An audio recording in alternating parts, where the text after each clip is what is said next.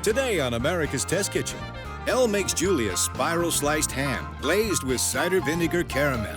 Adam reveals his top pick for mandolins. Dan examines the science of texture and sound. And Lan makes Bridget Patatas Panaderas. It's all coming up right here on America's Test Kitchen.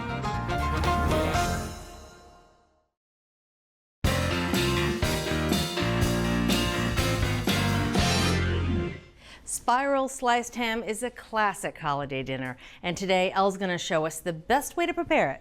Yeah, there are two common challenges, though, in making spiral sliced ham. The first is, how do you keep the meat moist without drying the exterior? And the other is that the caramel glaze hardly ever extends beyond the surface of the meat. That's the worst part, because I love that glaze. That's right. Well, we're going to do it today, and we're going to do it right. So we have a 7-pound ham. It's bone-in, it's spiral sliced, as you can see, and we prefer the shank for this recipe. I'm going to cook it in an oven bag. In the test kitchen, we learned that cooking it low and slow is the way to go. So we're going to use the oven bag, a wire rack, a rimmed baking sheet lined with foil. All right. Right? So this rack is going to allow for the air to circulate all the way around, even cooking. You know the deal. So I'm going to put this cut side down in the bag. The great thing about the bag is that it's going to trap in moisture. It's going to create a humid environment that is actually better for cooking for this ham. And to monitor our low and slow cooking, I'm going to insert a probe thermometer in the back cut side all the way down to the center. There we go. Oh, you're going all the way to the middle of the roast. Yes, because we need to make sure that it does not go beyond 110 degrees. Okay. Okay. All right, I'm going to seal the bag. Can you tie that up? Oh, yeah. Looks like a little Easter basket. This is going to be your Easter Sunday gift. I would love that, actually. So this is going to go in the oven that's set at 250 degrees. The rack is in the lower middle position. We're just going to go in there and let it cook until it reaches 110 degrees. Okay. 3.5 to 4.5 hours. Okay, so it takes a while. Yeah, it takes a while. All right, we're just going to put this up top here. And we're all set. We've tasted a number of hams here over the years in America's Test Kitchen, and while none of them were downright terrible, some were definitely better than others. So when you're shopping, you want to look out for two things. Now, first, spiral cut hams are categorized by the amount of water that's added during processing, and the more water, the worse they are. So look for hams with labels that just say ham or ham with natural juices. Second, you want to buy a bone-in ham rather than a boneless ham, because the boneless ones tend to have a spongy texture. Okay, so while we were figuring out how to make the ham the best it could be, we decided that every bite, inside and out, could benefit from this glaze, right? Very easy to make. I'm gonna start with a 1/2 cup of water, 1 1/4 cup sugar, and 3 tablespoons of light corn syrup. And I'm going to put this on medium-high heat for about 6 to 7 minutes. No stirring, no touching, no nothing. Okay. Okay, it's been about 7 minutes. I'm gonna turn this down low. It's turning straw color. It's looking beautiful. Right around the edge. Yeah, nice and amber. Let me give it a couple of swirls, kind of even that out. There we go. That looks beautiful. Now I'm just gonna temp it. We want it to be 360 to 370 degrees. We got it. Okay, so we're gonna take this off of the heat. We need to add the vinegar, but it needs to go in the microwave for about 90 seconds until it's a little steamy. Okay, so we've done a couple of interesting things here. We took the caramel to a brown color to speed up the caramelization of the ham because it's all already cooked. And we're gonna add vinegar that's been in the microwave for 90 seconds, a little steamy. And we're gonna add it a little bit at a time. And the reason we warmed it was so that the sugar doesn't seize. That's right. So I'm gonna add a little and whisk. What kind of vinegar was this? Apple cider vinegar. Nice. And now that the bubbling has subsided, right, we can add a 1/4 teaspoon of 5 spice and a 1/2 teaspoon of pepper. It's all mixed. I'm gonna put this back on medium-high heat. We need it to reduce to about 1 1/3 cup, and that's only gonna take 5 to 7 minutes. Okay. I'm gonna reserve a 1/3 cup of this glaze. Look, 110 degrees. On the nose. We nailed it. 4.5 hours, this ham is ready. All right, here, let me grab this for you. And while we're here, will you put the oven at 450 degrees for me? You bet. Thank you. Okay, so the oven bag has done its job. It's collected juice for us. It's created a humid environment for cooking. It's amazing. We're gonna let it sit in the bag though while we let the oven reach 450 degrees. All right, so the oven's at 450 degrees. Good. Let's keep it moving. Let's get this ham out of the bag. All right. So I'm just gonna be careful to get this ham out. We don't wanna lose any of this liquid. We need it. That's the hardest part of the whole recipe right there. Yeah, it is. Okay, cut the tip off here. Make life a little easy for myself. Very clever. Okay, so I'm gonna save a 1/4 cup of this liquid gold for our glazing. There you go. Perfect. Yep. And we don't need the rest of it. We're gonna put the ham back in the oven for the glazing process, but what we don't need anymore is this cooling rack. Okay. And we're gonna do another transfer, ham back to pan, right onto the foil. I'm gonna take our 1/3 cup of reserved glaze and glaze the ham. Just brush it. Oh my gosh. This is the part that makes me so very happy. Look at the shine. Yeah, that's a good shine. This is looking fantastic. It really is. Yeah. It's gonna go in the oven for about 5 to 7 minutes. And once it starts bubbling, we'll know it's ready. Okay. All right. So a hot oven, not that much time. Right. All right, it's been 5 minutes. Let's get this ham out. Oh, it's beautiful. Oh, that looks amazing. Now that, Elle, is a looker. Yeah, it is. All right, let's make some glaze. Okay. So I'm gonna add the reserved 1/4 cup of ham juice into the glaze that we left in the pot. It's just gonna ham it up a little. Nice. Thanks. All right, I'm gonna reheat it and whisk it. All right, that's looking good. I'm gonna just turn it down low while we get the ham onto the board and get to carving. And again, because it's the shank end ham, it's a lot easier to carve because there's really just that one central bone going through the whole thing. Yeah, I'm gonna go for a good few slices. Oh my God. This is like a food stylist's dream, right? It's already shingled. I don't have to do any extra beautifying. This is my dream right here. A whole platter of freshly, perfectly cooked ham and a big thing of sauce. No sides needed. No. Nope, nope. All right, I'm gonna serve up some. How's that? Oh yeah. There you go. Thank you. You're very welcome. May I put a little sauce on yours? Please. Now I'm gonna start slow. You tell me when. Perfect, thank you. Okay. Those look amazing. They do. So juicy. I mean, they don't need the caramel, but it's, Oh. I mean, the best. That is Perfectly done. You've got the sweet from the caramel. You've got that vinegar punch. I love it. yeah, a little smokiness from the ham. It's amazing. I wonder why we just reserved this for the holidays. I mean, this should be like a regular occurrence. Yeah. Nicely done, Elle. Thank you. Thank you. So if you want to make the ultimate holiday ham, use an oven bag. Reheat the ham in a 250-degree oven. Make a simple caramel glaze and finish the glazed ham in a hot oven. From America's Test Kitchen, a perfect spiral sliced ham. And I mean perfect. Perfect. Love what you're watching? Take your cooking to the next level with our Essential membership. Get instant access to thousands of recipes, tips, techniques, product reviews, and step-by-step videos. Our members app allows you to search by ingredient, set dietary preferences, and save your favorite recipes. For those looking to level up, our newest feature, ATK Classes, offers more in-depth instruction led by ATK experts so you can gain greater confidence in the kitchen. Start your free trial by visiting the App Store or going to americastestkitchen.com/YouTube today.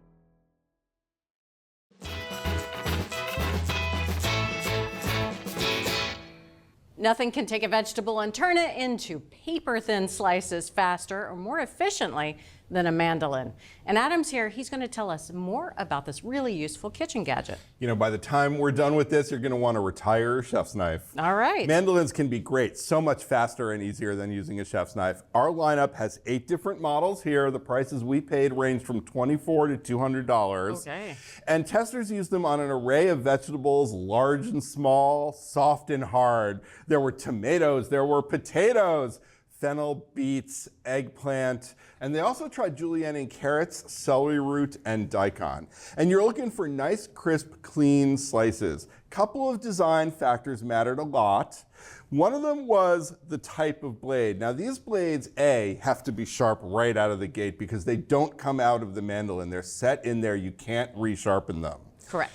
Number two, you would think that these two at the end that have two blades set in a V would be that much better. Sure. Testers disliked them because they felt like the double blade caused more friction in the stroke. They preferred the ones that are in front of you that have a single blade set into the body as long as it was sharp enough. So those kind of hesitated. Yeah, they were a little harder to slice through. In terms of getting nice, even slices, testers noted that some of them had a little flex in the slicing platform. Again, these two V slicers were guilty of that. There are weird little marks, they're not even, and that's because there was extra flex where the two blades meet. Yeah, you get better results with a knife every time. Instead of that mandolin. Right. Also, in terms of the cutting platforms, testers preferred them to be 3.5 to 4 inches wide. Accommodate as much vegetables as you can get on there. There you go. Let's also talk about adjustability. You want to be able to make slices that range from like potato chip thin to eggplant parm thick. Right. The widest range in one of these was 0.5 millimeter to 9.5 millimeters, which was great. So that had all the adjustability testers wanted. They also like to be able to dial in which thickness they were going to go. This one right in front of you, you turn this and it's clearly marked with different thicknesses. That's a much easier way and a much surer way to get a precise thickness. Very clever. Very clever indeed. Safety with these things is paramount because they are sharp. Yep. All of them have hand guards. The best hand guards were like this one.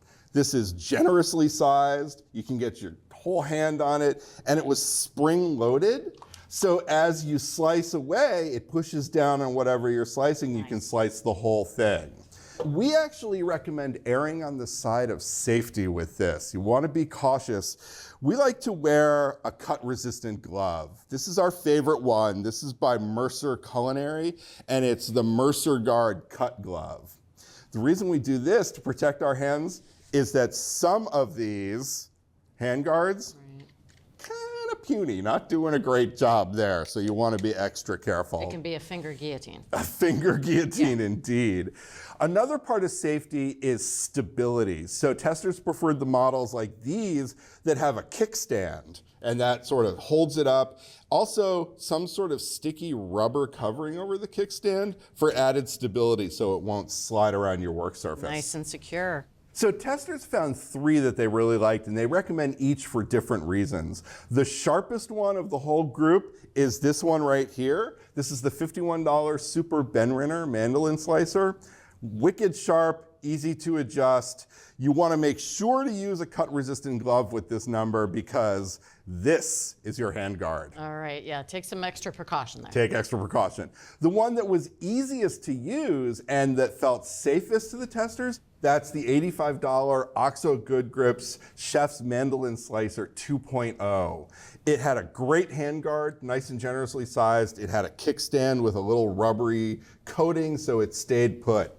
Now, if you want to spend less money and you want something more compact that's easier to store, this is the Kyocera Soft Grip Adjustable Mandolin Ceramic Slicer. It was $25. It was a lot more limited than the other two in terms of adjustability, but it was sharp and it's really easy to store because it's so small. Again, kind of a small handguard, so you'll want to wear those cut-resistant gloves. And it's not too much of an investment. So for that price, you could buy it, see if you like to use a mandolin, and eat lots of chips, lots of potato chips. You know, we may have made a potato chip or two, but I am always willing to make more. Sacrifice for work. Well, if you want to buy the top performer, it's the Super Benrinner Mandolin Slicer, and it retails for $51.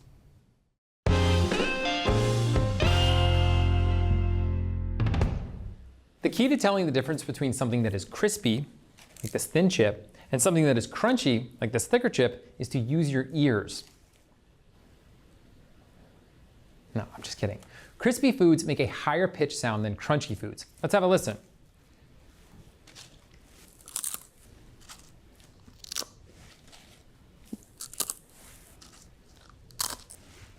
Can you hear the difference?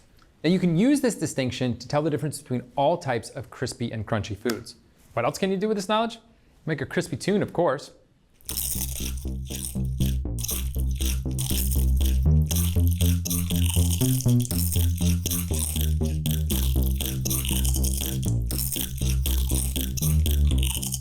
At Cooks Illustrated, we're food nerds. That's why every recipe we develop involves research, cooking science, and rigorous testing by our team of expert test cooks. Only the highest rated recipes earn a place in our award-winning magazine. Every issue features our latest recipes and discoveries, cooking tips, and equipment and ingredient reviews. Our step-by-step photos and hand-drawn illustrations show you exactly how to succeed. So, are you ready to become the best cook you know? Subscribe to Cooks Illustrated magazine at cooksillustrated.com today.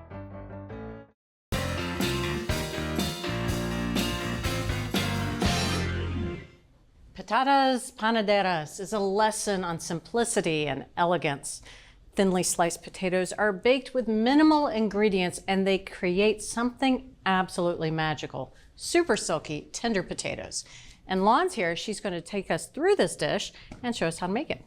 Bridget, I love this dish because it's so comforting. It's simple, but it's so delicious and it's really easy. One of my favorites. Yeah, so we're gonna start with the potatoes, and I've got Yukon Golds here, 2.5 pounds of them. I'm just gonna slice this. I'm looking for maybe 1/4 inch thick slices. If we were in Spain, we'd probably be using Alavas or Mona Lisas. They're slightly waxy for potatoes. They're not available here, so that's why we're using Yukon Golds. Right into this bowl. Next up, extra virgin olive oil. You want to use a nice one here because there isn't a lot to hide behind. And I'm just adding 1/3 cup. Something a little fruity, peppery. Yeah, exactly. Something you'd want to eat on a salad. Now I'll give this a quick toss. Make sure that every single slice is well coated with oil. And that's because when I add the rest of the ingredients, if these pieces are already separated and slicked, I won't have to stir quite as much and work quite as hard to make sure that everything is evenly incorporated. Next up, I've got what looks like a huge amount of salt. I've got 3.5 teaspoons of kosher salt here, and it sounds like a lot, but it's not. Kosher salt isn't as dense as table salt, so you can use more of it. It also doesn't dissolve as quickly, which means that I have time to really toss the salt and potatoes together and make sure that every single slice is evenly seasoned. 1/4 teaspoon of pepper. And again, just lots of stirring. I'm actually really glad to see that amount of salt. I think one of the biggest culinary sins ever is under-seasoned potatoes. Yeah, there's no getting around it. They just need some salt. That's right. And they taste so much better for it. What do you think? I think it looks great. Awesome. Okay, last set of ingredients. I've got 1 onion here that I'm just gonna slice thinly. And I'd like to slice my onions pole to pole. This is kind of my default onion slice. They don't fall apart as readily when you slice them this way, whereas when you cut them equatorially, if you cut them this way, they're more prone to kind of almost dissolving when there's a long cook involved. Especially a dish like this where onions really are one of the stars of the show. You should see them in the final dish, so this is great. So right into the bowl. And last up, just 2 minced garlic cloves. Thank you. It's so nice to have someone clearing up after me. Wait till you get my bill. Can I pay in potatoes? Yes, you can. Yes, you can. So this looks great. That's it, Another reason to love this dish. right? I'm just gonna transfer this to a 13x9 baking dish. Get all that oil in there. And give this a quick mush, make sure everything is spread out evenly. So this looks great, and we are almost done. Now, I've tried a number of variations of this dish, and some of them contain a little bit of white wine, which I really love, but I'm not adding it yet. It is too soon. Instead, I'm gonna cover this tightly with aluminum foil, pop it into a 400-degree oven on the middle rack, and we'll let this go for about 40 minutes until the potatoes are tender when pierced with a knife. Okay. I want to make sure that this foil is on really tightly because we haven't added any liquid and the potatoes are going to steam in their own juices, as it were. Yeah, you think about gratinate potatoes or scallop potatoes, anything like that. There's usually cream, milk, some sort of dairy. Even butter has a little bit of water in there, but you're just using the potato water. Yep, that's Perfect. it. More flavor. All right, so these are going in that 400 oven for 40 minutes. Okay. Thanks. White wine gives these potatoes bright, tangy flavor, but we found that when to add the wine is key to truly tender potatoes. Cooking potatoes allows their cells to soften and separate, as the pectin that cements them together dissolves. But in an acidic environment, say a winey cooking liquid, those pectin molecules cling to each other and take a long time to separate. As a result, the potatoes can still be firm after an hour of cooking. For this recipe, we hold off on adding the wine and cook the potatoes in a non-acidic environment. This allows the pectin to soften quickly. Only after the potatoes become tender do we add the wine, which imparts bright flavor during the final minutes of cooking. All right, let me pull that out for you. Thank you.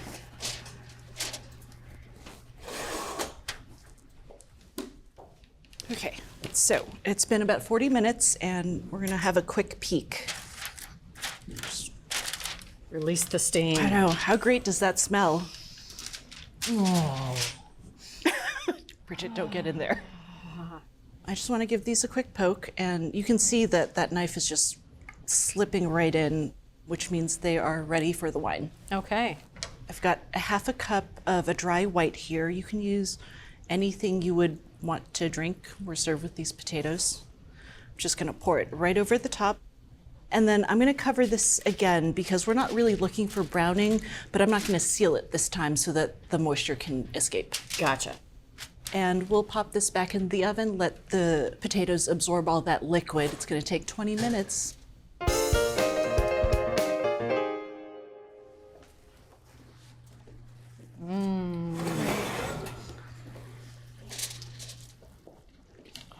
We'll come here with those. Right, can you hear that bubbling? That's hot. It is hot. Don't worry, we're not diving in. This looks great. There's not a ton of color on the potatoes, but there is a little on the pan, that's fine. And just about all of the wine is absorbed. What we're seeing here is just the olive oil, which is perfect. We'll give this 10 minutes and then come back and have a taste. That sounds perfect. You ready? I am so ready. 10 minutes. Right, the longest 10 minutes of your life. Well, maybe. Yeah, there was that whole childbirth thing, but this is up there. So silky, so tender. A little bit of that wine sauce. There you go. Oh, look at these. Imagine if you had cut these any thinner, they would have just fallen apart. Yeah, they're just perfectly silky and creamy, and I can't wait to dive in. Me neither.